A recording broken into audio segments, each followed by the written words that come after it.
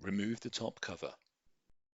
Disconnect the M.2 boot adapter cables from the system board. Remove the M.2 boot adapter assembly from the PCIe riser assembly or PCIe slot 3.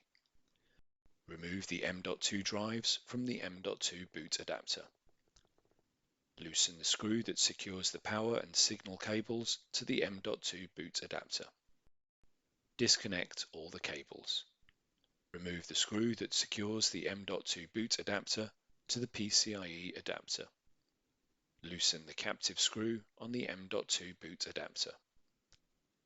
Slide the M.2 boot adapter out slightly and carefully separate it from the PCIe adapter.